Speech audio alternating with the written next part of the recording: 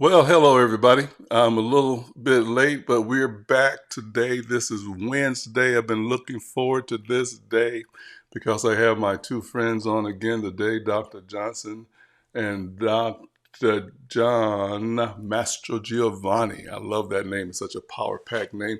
The name within itself says greatness. I'm glad to have a great person among us today. And another great gentleman among us today is Dr.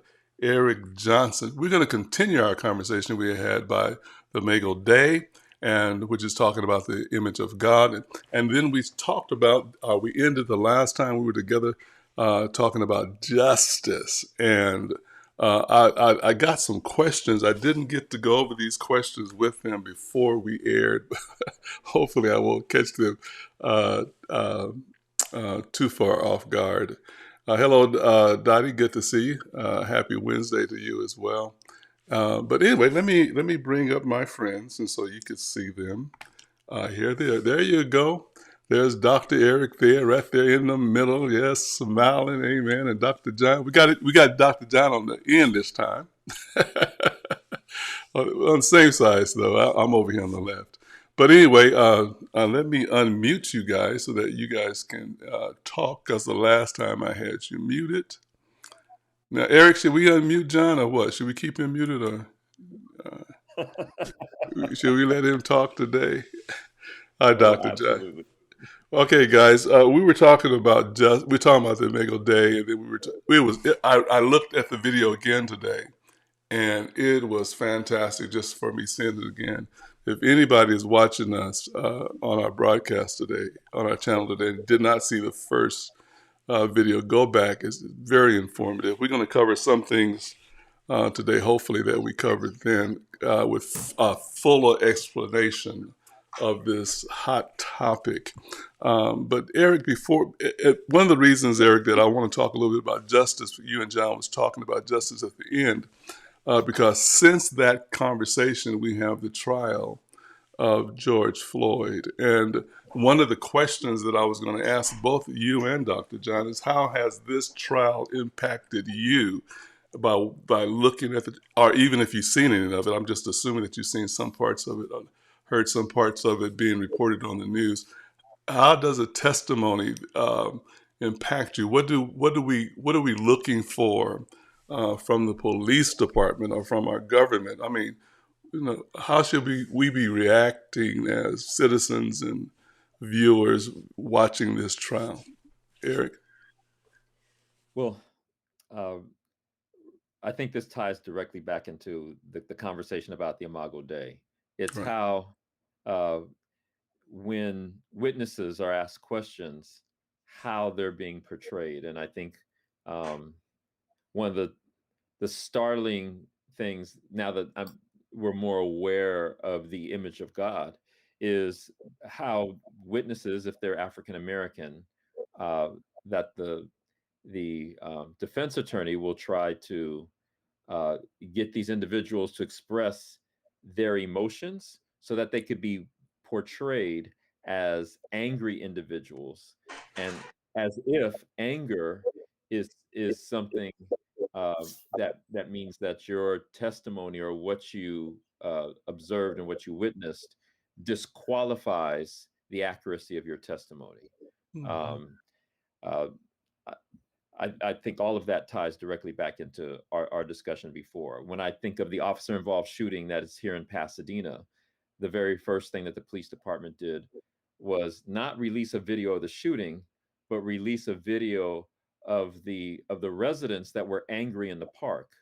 So what does that do? That prejudices the minds of those that, oh, the people in this community, they're angry, outraged, violent people.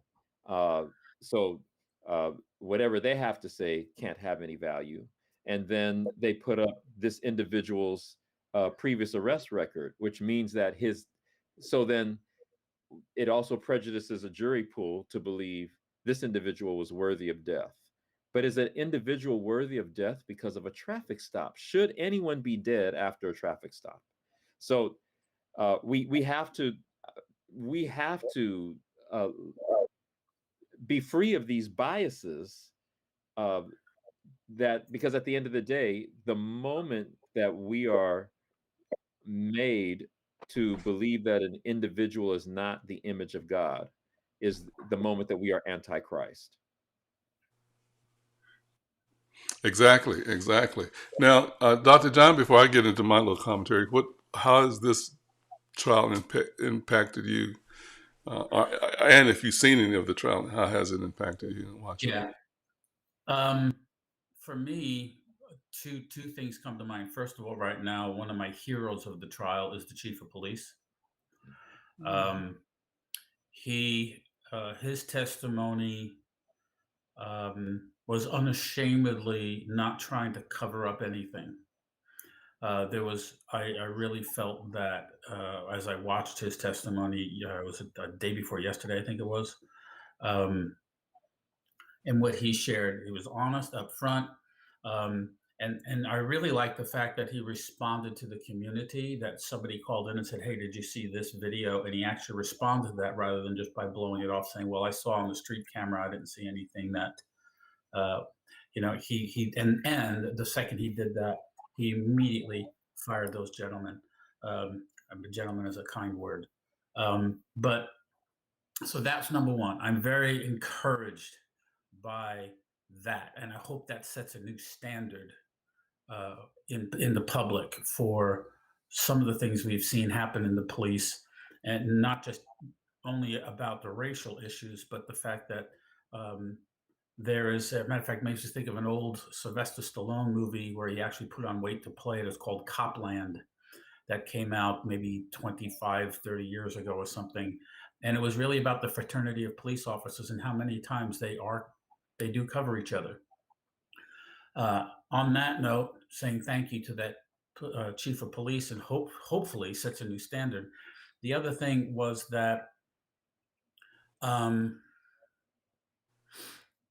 now, personally, I don't spend a lot of time listening to commentaries on certain news channels um, about the trial because it's kind of the political bias to me sets in. The thing that the challenge is what happens from here. Eric mentioned earlier, um, should anybody basically be treated this way, let alone die for uh, messing up at a traffic light? I think the next thing, part of that discussion when it comes to justice, is discussing capital punishment and how that fits into a Christian thought. Mm-hmm. Um, so yeah, I guess I could stop there before going down that road because, well, you may have a direction to go, but Oh no, no, no, no. Yeah, this is free for all, like we always do when we sit down and have breakfast or brunch together. And I just had some thoughts here that John. Once we get to flowing, some of the questions may or may not get asked. But the point of that we're having here is being sensitive to the people who are viewing us now, and also sensitive to those who will view this at a later date. I got some hellos and grace and pieces. I don't have any questions from my those who are giving commentary. But if you're on YouTube, you have a question, put Q and ask the question, and let us know who you asking the question of. If you can ask, Dr. John, Dr. Eric, myself, just put Q, then I know it's a question, and not just you guys saying hello to each other. And you're engaging with us in this conversation. You're allowed to do that. One of the things that I wanted to talk about as far as justice is concerned, and especially about this George Floyd trial, is Eric and John as well. But Eric, I know we've been kind of frustrated, and we talked about this years ago, how we'll start protesting and saying no justice, no peace, and then it dies down and we don't say anything until the next election year. And people really appeal to us emotionally. I'm talking about the black community emotionally. During election times, how many rights are we that they're going to do for blacks? And then those promises are never really fulfilled. The black community has never really felt are seeing the promises fulfilled. I think it was Ice T got a lot of flack about a mandate that he had, and he gave it to Trump. His thing was, I'm not a Trump supporter. I want to support anybody that would take these issues that directly address Black problems and deal with them. Don't dilute them by bringing everybody in. Just deal with this community that has been neglected for so many years and set aside. Now, because of our issues that we have in our Black community not being addressed, we have certain behavior. Um, you may, after years and years of being rejected, you may turn to drugs, you may turn to alcohol as a sedative to your inner pain. Okay, um, your a Black person's reaction when they see a policeman is different than anybody else. I don't care what you talk, what you say about anybody. You don't. Everybody don't react to a Black. When a Black man sees a policeman, a whole different set of rules of don't say this, don't move, don't express yourself, come into the forefront of their mind. So for you, and I know your father was a policeman as well. So for Right. you, from your personal standpoint, how do you see things moving forward? Especially we're talking about all humanity is created in the image of God. How we need justice. Do you have any hope that justice is actually going to step forward and actually help our community? Or you think this is in the future? You think that things are being moved properly in that direction? How do you feel from your vantage point? Woo. Um, uh, so I'm going to say, from my vantage point, no, I don't see the needle moving. Um, uh, Now, what I do see is an awareness, um, a public awareness of injustice. If nothing else, this man's death, George Floyd's death, and how it happened, brought an awareness worldwide that didn't exist before, and that in itself is hopeful.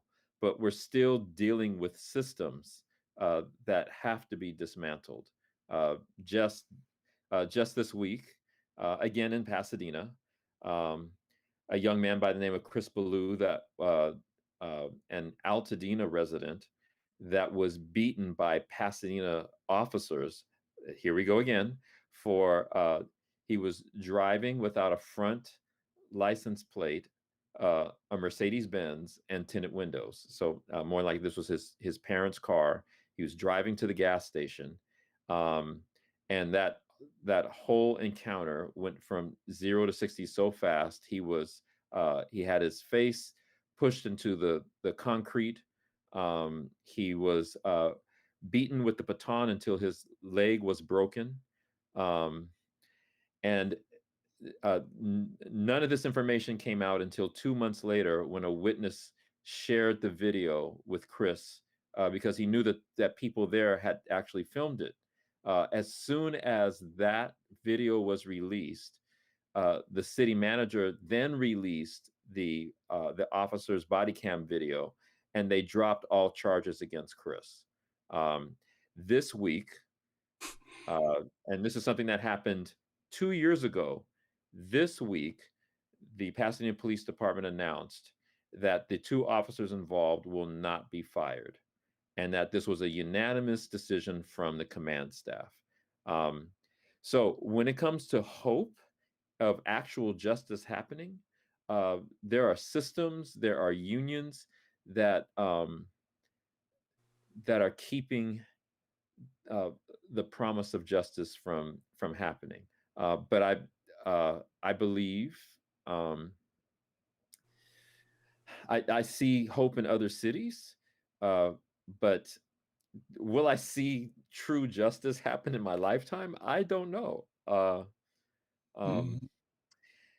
and I think part of this, and if I could allude to a conversation that took place with African American men in the park after Anthony McLean was killed, and uh, in being present with the people there and mourning with the people there.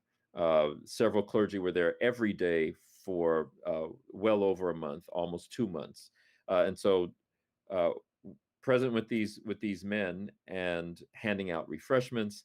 And at my table, I had voter registration forms. And so one of the men Said, "What is that?" And I said, "That's a voter registration form. We need everybody to vote because whoever is the next mayor determines the city manager, which in turn hires the police chief and sets policy." Um, he said, "Does my social security number have to be on that?" Uh, yes. No, I'm not giving the government any of my information, and voting doesn't do anything. And as we had continued to have this conversation, what came out was, what does it matter anyway?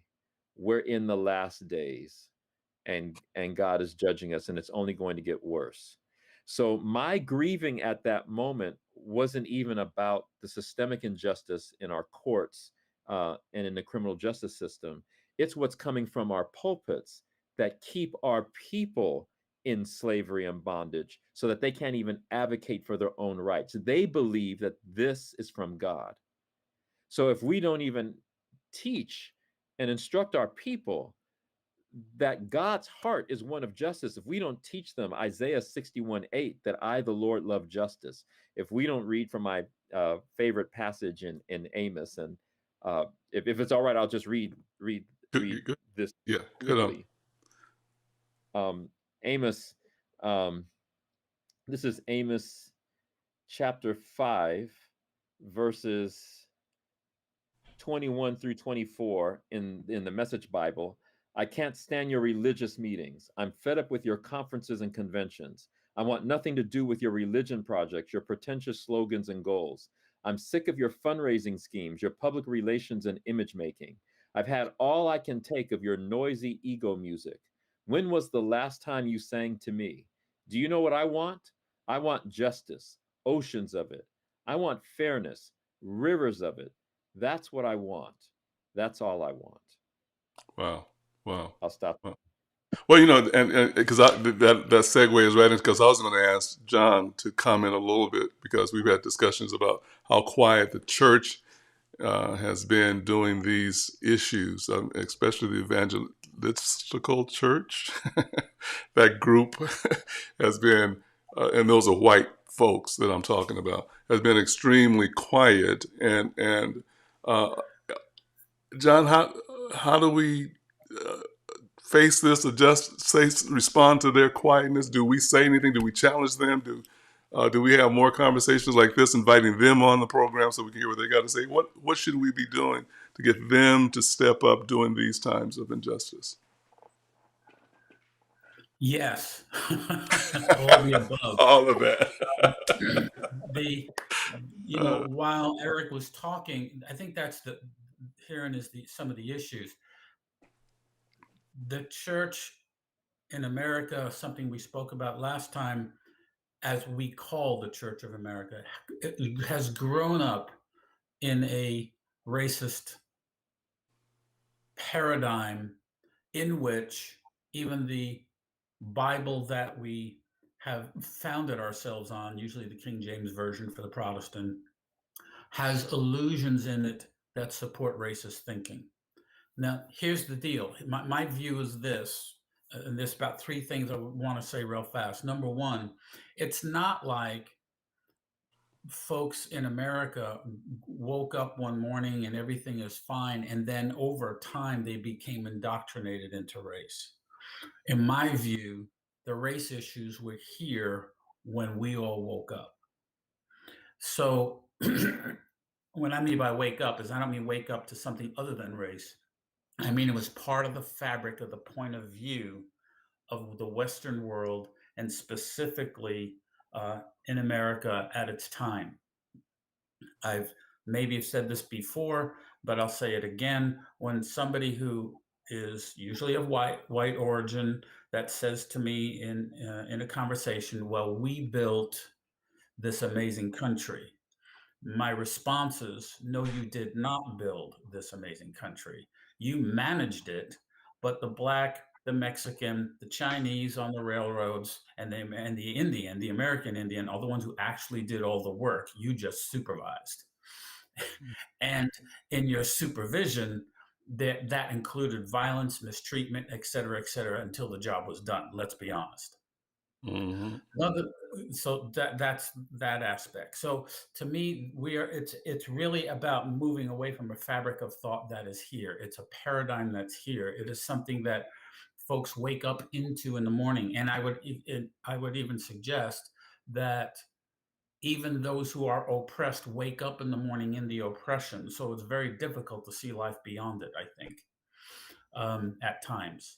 The other thing is, I wanted to mention, in light of what Eric was saying about moving the needle, is for me personally, and some of you know my love for classical music, and one of my favorite composers is Richard Wagner, who was dead 75 years before Adolf Hitler, but Adolf Hitler decided to make Wagner his favorite composer, and that really became a complicated thing.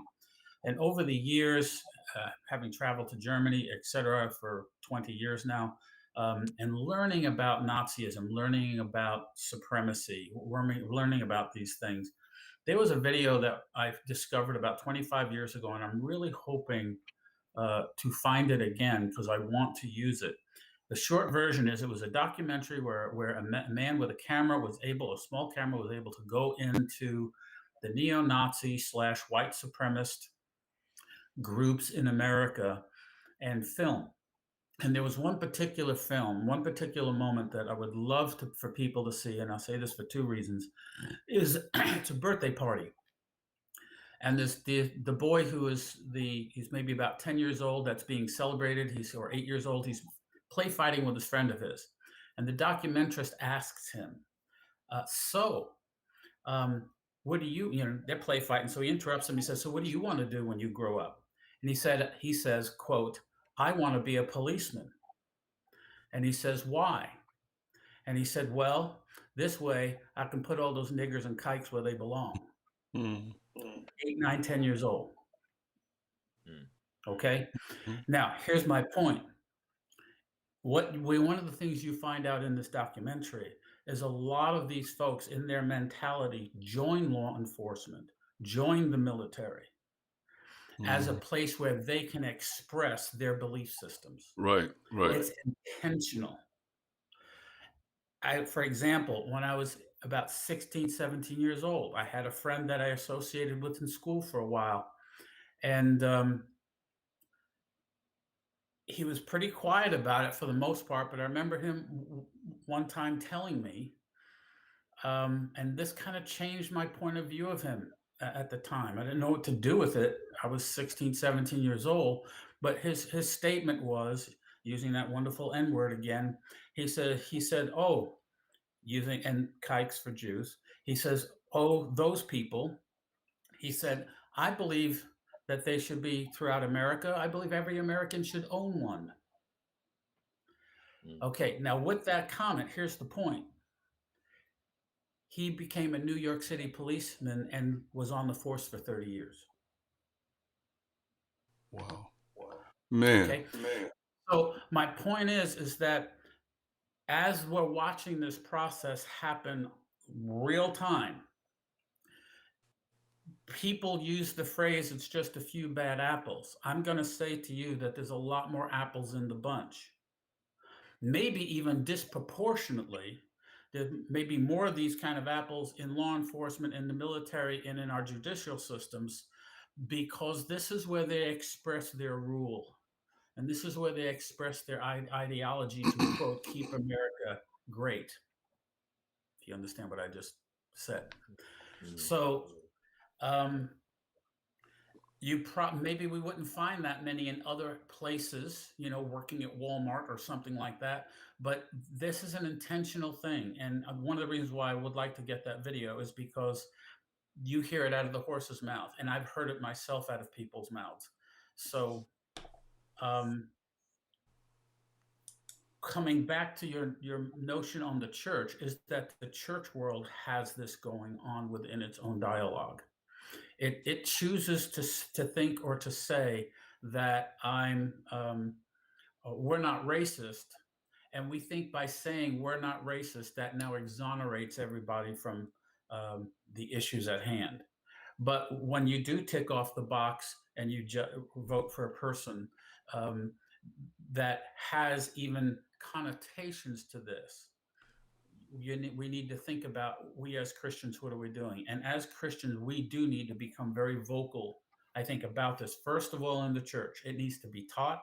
We need to teach church history regarding America and regarding race in it, and expose it, Mhm. and bring it back to Christ-centeredness. But I wanted to say all that because this is, I think, a bigger issue, um, for particularly white America. The second thing, the last part I wanted to say, which is just a real quick thing, was that I don't believe this is only just about alleviating pressure, and the oppression from Black people. I believe as we address these things, we're actually also liberating white people from a mindset that needs to be changed and broken as well. Amen. Everybody experiences liberty in a very different way, but everybody experiences liberty here. Amen. Okay, good. Now, without knowing it, you guys, uh, just in your conversation, have covered my questions. I was going to ask you about George Floyd, but I'm also going to ask you about one of the hot topics. I'm a preacher. Both of you are preachers. We come from, all three of us has preached the penal substitution gospel, and we have repented over that over and over again. I don't know if any of you have done what I've done lately, but I went back to some old videos and really repented one more time as as I watch my. I said, no wonder people keep thinking I'm going to go back because I was such a good, dynamic preacher. I had to really say I preached some good messages about the devils, his presence. I talked about him being present with you, and oh God, I'd be saying, how did you say those things and not just pass out? But anyway, God's grace. Um, my question was, and this is going to be a little bit. Let's see how much time we got. This is going to be a little bit.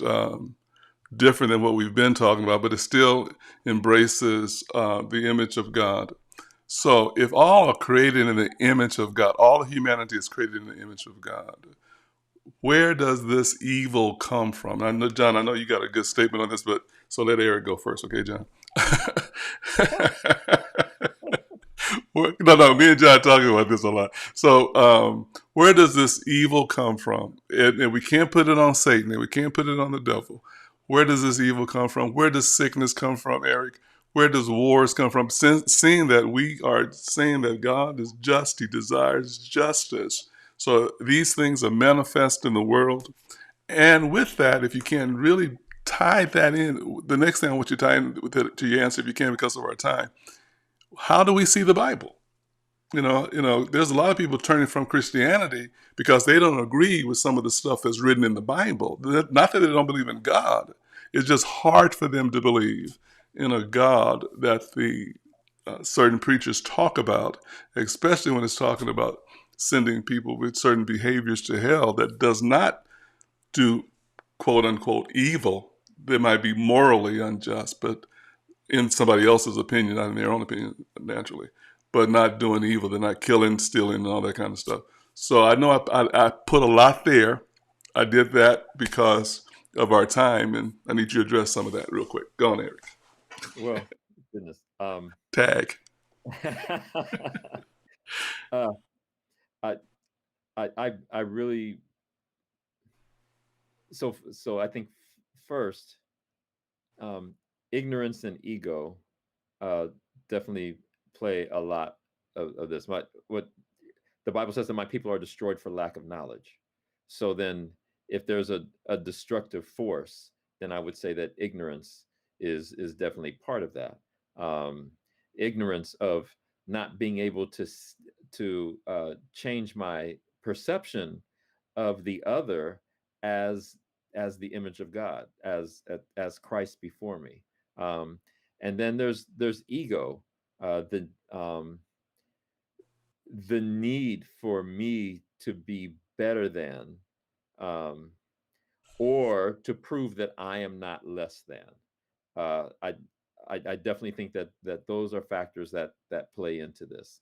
Um, uh, and again, uh, I think I'll tie a lot of all those concepts into. I think the key thing that you said about how we see the Bible and how we see God. Um, if and I think again, going back to uh, this is sort of, if I could call it, my 10,000 foot view, um, is if I take Genesis 1 and the statement about being in the image and likeness of God, uh, and then we jump to let's jump to the New Testament, and Jesus uh, talks about the greatest commandment, that you are to love the Lord your God with all your heart, mind, soul, and strength, and John, uh, you can interject in this part as well. This part about loving neighbor, um, as self, which means that I love myself as Christ, and so therefore I love the other as Christ.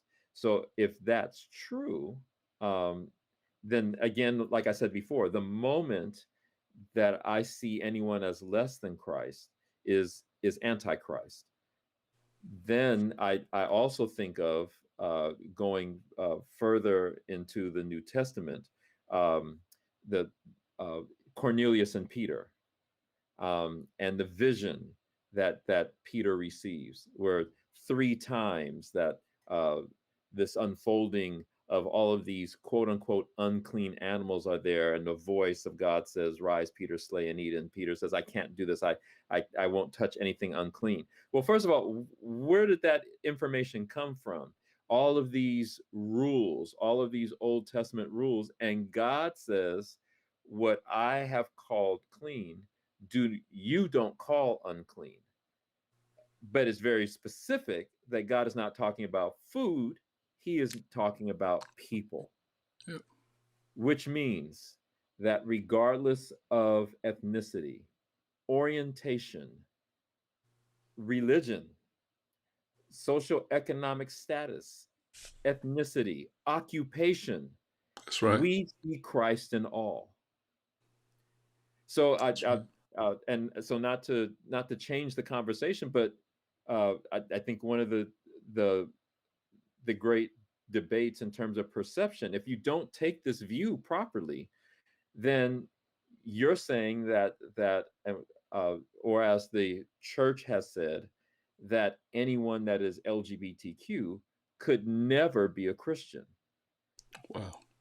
But if we're talking about, if God just said to Peter, "Do not call unclean what I've made clean," and Peter is saying, "I haven't done any of these, I haven't eaten any of these unclean things. I don't have relationships with anything that is unclean." Uh, So, Wow. what is really God's perspective on that? We have Yeah. to change our perspective. Yeah. And I John, think that John, do that you have is anything? Yeah, both you sides. got it, because I'm looking at the time. John, you got something you want to add to that? I mean, that was good, Eric. I mean, thank you. Well, I would like to suggest two things. You know, the notion of Satan has become the scapegoat for behavior and for point of view. I want to just read something to you. Maybe I read this before. I hope I'm not being redundant. But when Jesus says, "Who do you say that I am?" and Simon Peter responds, "You're the Christ, the Son of the living God," within 6 verses, Peter is about to be rebuked after he gets this wonderful revelation. It says, "Get thee behind me, Satan. You're an offense to me. You're not mindful of the things of God, but the things of men."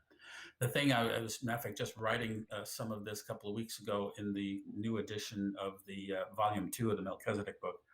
And the thing that I find interesting is, if I said to a person, "You are acting like the devil," whether or not even that be true, the point is, and in one respect, you could say I've insulted that person, right? Well, Right. in this scripture, who's really being insulted? He says, "Get behind me, Satan. You're an offense to me. You're not mindful of the things of God, but the things of men." He's saying, "Satan, you're mindful of things of men." Who's being insulted here? It sounded like the devil was insulted because he acts like men. Mm, And respectfully, the real issue is Satan and mankind without the revelation and attainment of understanding of the image and likeness of God that we are nothing but a Satan. We are an adversary to the thoughts of God. So um, to me, that's really the issue here. And understand the information. And if anybody who's listening, hear me out here for a second. Having the information you're the image and likeness of God doesn't mean you perceive humanity as the image and likeness of God. You just have information. It has to become a revelation through your own humility and brokenness that you now perceive humanity that way. That to me is a key issue. The other thing is what Eric said that I think I just want to echo for a moment. And when Jesus turns around and says, to love your Lord your God with all your heart, soul, mind, and strength, and then follows up with, and love your neighbor as yourself, he wasn't saying love your neighbor as much as yourself. He was saying love your neighbor as yourself because the other is you. You. Mm-hmm. We are all a collective called the manifest. See, if I'm loving God, the other problem with this language sometimes it externalizes everything. Where God is out there whom I'm loving, my neighbor's over here who I'm supposed to love, and somewhere in the middle I'm supposed to love myself. But actually, I am, you are, as Jesus points out, before Abraham was, I am. And then shortly after that, he says that he exists from a different place, the place from above, as opposed to the place from beneath. And the place from beneath is that satanic, egoistic, self centered, racist, misogynistic, go down the list. That's the Satan. On the flip side of that, Jesus, who exists from above, exists from the I am. And the bottom line is anthropos, that's why he keeps calling himself the Son of Man, is that anthropos is from above. The condition that we come from is less than anthropos. And people say things like, well, I'm only human. I make mistakes. Actually, that's being less than human. Being human is the Imago Dei. That's right. That's right. That's right. So coming to the revelation that we understand that, and loving our neighbor as ourselves is loving myself. I think that would help, but this has to be a real pursuit. It can't just be a new bit of information I've learned, because let's be honest again, the clan, etc., read the same Bible. They believe they're the image and likeness of God, absolutely. But then how that gets defined, it falls into this ugly scenario that we're trying to live through right now. Amen. Amen. Well, guys, I want to thank both of you. I want the listening and viewing audience to know that after our first discussion, after we were off air, we knew that there was a lot more to talk about, and so we agreed to do this the second time. But there's so much to unpack in each one of these topics, and I have to apologize. I really didn't give enough time for each one of the topics that we discussed to be aired out more clearly, but I do think enough nuggets was dropped for anyone who wants to hear something, to understand, even feel the depth of pain that other people are feeling, and then see the logic and the reasoning on how to get past that pain. I believe that in our conversation we shared that today. Dr. John, Dr. Eric, thank you very much for taking out your time and being with me on my broadcast. And now I just got to do the other business before we sign off. Okay, all right. We want to thank you guys for watching us today, and thank God that you told your friends to go to YouTube, go to the Gathering, our Will Wheat 3 channel, and tune us in. Immediately after we sign off, this video is ready to be viewed again, and then listen to the topics that we discussed today. And if you have any more views, let the topics that we talked about today be starter conversations for you, your friends, and your family. There may even be people in your job, on your job, where you're interacting with from other cultures. Ask the questions that's in your heart about how they feel about certain things. Find out what their feelings are. Find out what their view of God is. Accept them and their practices. Love them because they are in the image and likeness of God. So they are your sisters and brothers in spirit, maybe not in culture, maybe not where you come from, not maybe not even in your political beliefs, but in spirit, we all come from one place, and that's from God. We are all birth in the mind of God, which means we were all birthed in love. We will also find that naturally, our natural emotional state is divine love. To be contrary to that, to do anything apart from that, is very destructive for us. It's very negative for our well-being. It even affects our health. We didn't get into today the discussion about sickness and disease. Where did that come from? Not only the evil acts and murders and wars, but there's a reason that people are entering into a pandemic. I want to talk about that. So I may have my guests back again, just talk about the place that sickness and disease comes from. I think you need to hear this. I think that you need to gather this information. And once you gather this information, I deputize you to spread this information, because this is the only way that the woes of the world is going to be healed, is some clear, conscious, sober thought be discussed.